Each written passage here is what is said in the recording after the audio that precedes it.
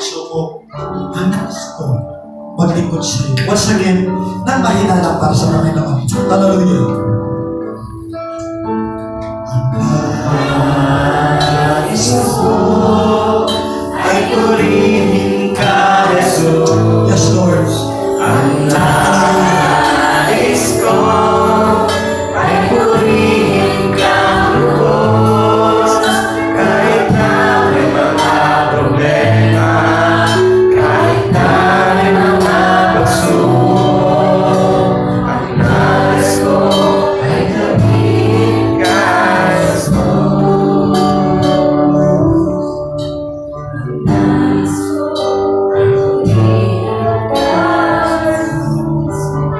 Mapagpala at dakilang daming Diyos.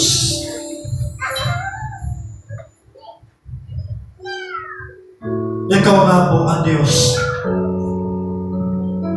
na pumili at tumawad sa bawat isa sa amin. Ikaw nga po ang Diyos na walang katulad. Diyos na di nagbabago mula noon hanggang ngayon, Panginoon.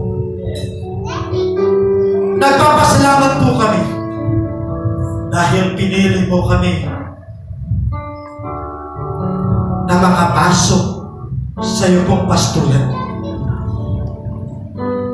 Salamat po sa napakalaking pribilehyo. Ang pribilehyo una sa lahat, O Diyos, ang maranasan ng kaligtasan.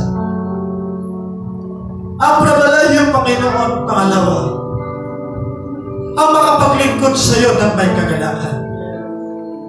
Ang pribilehyo, Panginoon, pangatlo, ang magamit upang ang mga tao mula pa sa iyo ay madala namin sa iyo, Panginoon. Lord, salamat na sa dakong ito ay may Bethel Christian Church.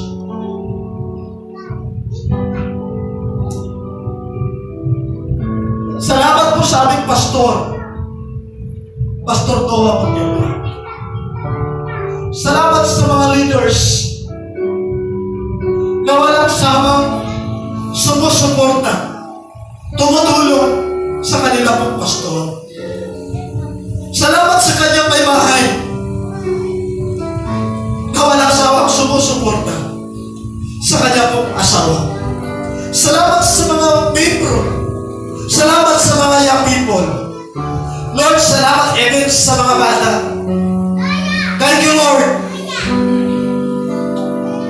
Naalam namin, Panginoon, na yung iglesia nito'y may tinatahak na maganda at may magandang mararating.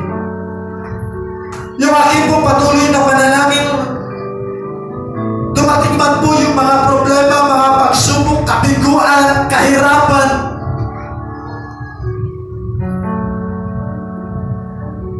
pagbagsak. Kagaya na sinabi ng iyong lingkod, hindi siya naigugupo. Kagaya na yung sabi ng iyong lingkod namin, Apostol Pablo, hindi siya tuluyang na ilulugmok. Dahil kung saan siya mahina, Panginoon, lumalakas siya dahil sa iyo. Lord God, salamat po. Dahil ang iglesia ito'y naging blessing, pagpapala din po sa akin. Kahit ngayon lang po ako nakarating sa dako. Yung sistema na pinagkatiwala ko po sa kanila, sa kanilang pastor, yung pamamaraan, Panginoon, naging pagpapala at kalakasan ko. Na pag-uwi ko, O Diyos, sa iglesia, pinagkatiwala mo din sa akin. May another idea, Lord God. Ako pwede gawin. Sama-sama niyo rin pong pagpalain ng worship team na patuloy pong ibigay ang kanilang talento para po sa kapurihan mo, O Diyos. Hallelujah. Ang bawat mga ministry team, patuloy niyo pong pagpalain, Panginoon.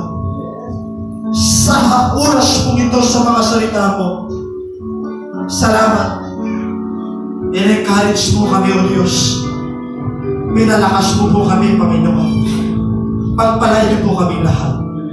Sa pangalan ni Jesus. Amen. Amen. Palakpakan natin ang